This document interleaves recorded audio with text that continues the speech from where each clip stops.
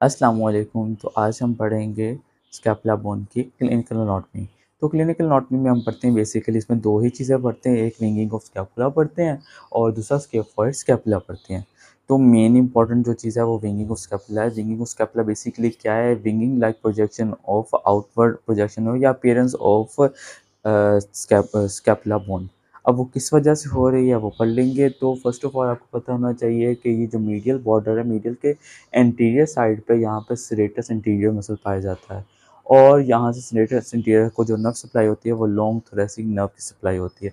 तो इसमें बेसिकली क्या होता है, जो लॉन्ग थोरेसिक नर्व होती है वो इंजर हो जाती है, उसको ब्रेक डाउन हो जाती है, कट डाउन हो जाती है, जिसकी वजह से जो सेरेटस इंटीरियर मसल है वो क्या हो जाता है, पैरालाइज हो जाता है। वो पैरालाइज होगा तो उसकी वजह से पेशेंट को विंगिंग ऑफ स्कैपुला हो जाएगा। तो विंगिंग ऑफ स्कैपुला क्या? Paralysis of serratus anterior muscle due to the damage of long thoracic nerve.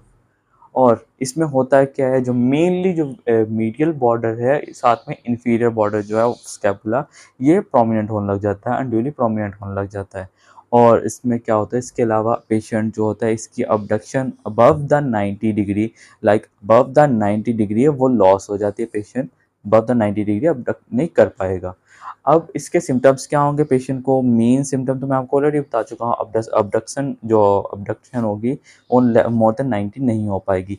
उसके अलावा पेशेंट को वीकनेस होगी, आर्म की वीकनेस होगी, पेन होगी, पेशेंट को शोल्डर पेन होगी, स्टिफनेस होगी, वीकनेस होगी और स्ट्रेनिंग होगी ड्यूरिंग अबडक्शन। इसके सिम्टम्स आएंगे। पेशेंट कॉजेज क्या होंगे? ज़्यादातर इंजरीज ही होती हैं या फिर ड्यूरिंग सर्जरीज। तो स्पोर्ट इंजरीज के अंदर हो सकता है रेपिटेटिव इंजरीज, लाइक जो एथलीट्स होते हैं, जिम वर्कर्स होते हैं, और शोल्डर डिसलोकेशन हो सकता है ड्यू टू एनी ट्रॉमा और during any surgical procedure. Treatment क्या होगा? मेन जो ट्रीटमेंट होता है इसमें पेशेंट की पेन के लिए हम सिम्टोमेटिकली एनसिड्स देंगे और पेशेंट को फिजियोथेरेपी रिकमेंड करेंगे। मोस्टली जो होता है पेशेंट फिजियोथेरेपी और एनसिड से ही रिकवर कर जाते हैं, बट इन सम केसेस जिनके पेन जो होती है वर्स हो जाती है या पेन रिकवर नहीं हो रही होती या फिर जो है ये प्रोलॉन्ग हो जाता है, क्रोनिक हो जाता है, पेशेंट रिकवर नहीं हो रहा, तो उसमें क्या करते हैं? तो अगर तो मसल डैमेज है तो मसल रिपेयर करेंगे, नर्व डैमेज है तो नर्व रिपेयर करेंगे, सर्जिकल करेंगे, सर्जिकली क्या करेंगे? नर्व ग्राफ्टिंग करेंगे।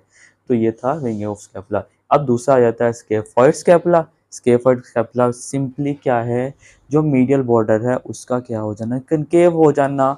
और ये क्या है, ये अनोमली क्या कंजेनिटल है, डेवलपमेंटल अनोमली होती है। तो ये थी क्लिनिकल एनाटॉमी ऑफ स्कैपुला।